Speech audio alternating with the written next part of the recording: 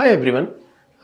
मैं आज आपसे क्रॉन्स डिजीज़ के अंदर उसके जो एटियोलॉजी है, यानी क्रॉन्स डिजीज़ क्यों होता है, किस प्रकार के एक्टिविटीज़ या किस प्रकार के फूड से क्रॉन्स डिजीज़ फ्लेयर होता है बॉडी में और स्टार्ट होता है, ये डिस्कस करने जा रहा हूँ।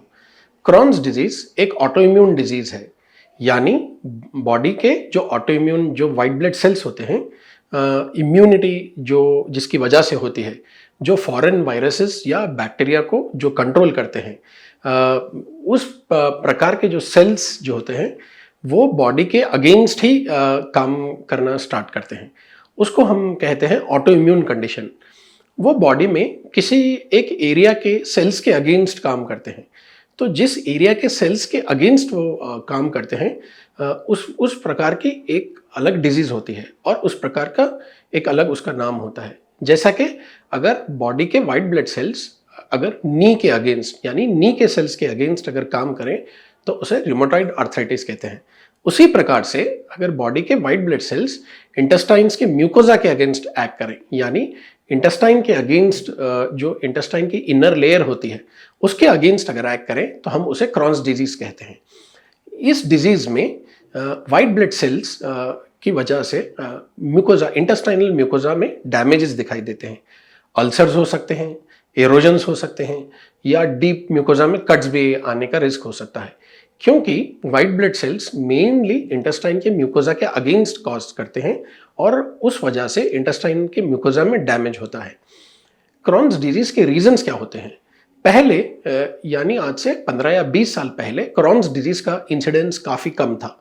इसका इंसिडेंस वेस्टर्न कंट्रीज में, यानी यूरोप और अमेरिकन कंट्री में इसका इंसिडेंस काफ़ी ज़्यादा था।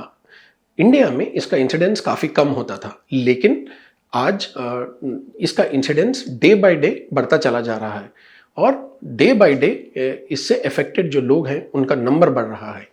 इसका रीज़न क्या है?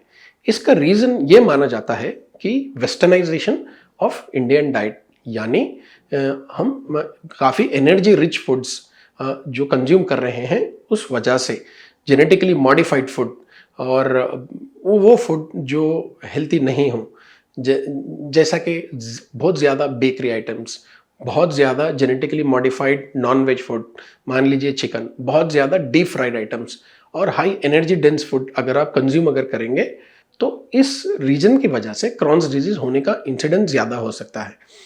और लाइफस्टाइल रिलेटेड भी क्रॉन्स डिजीज होता है।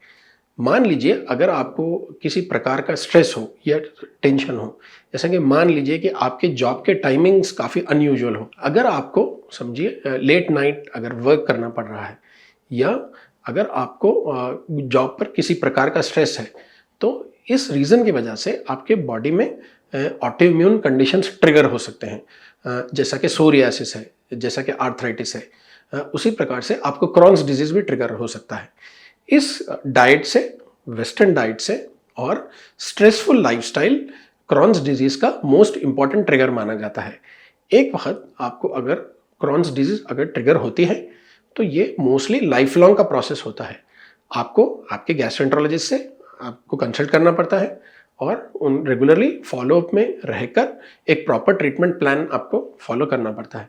अगर आप ऐसा करेंगे तो इसका आउटकम ठीक होता है।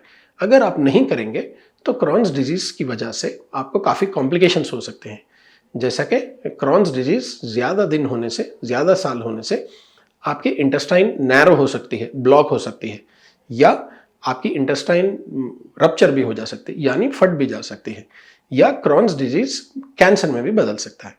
Thank you.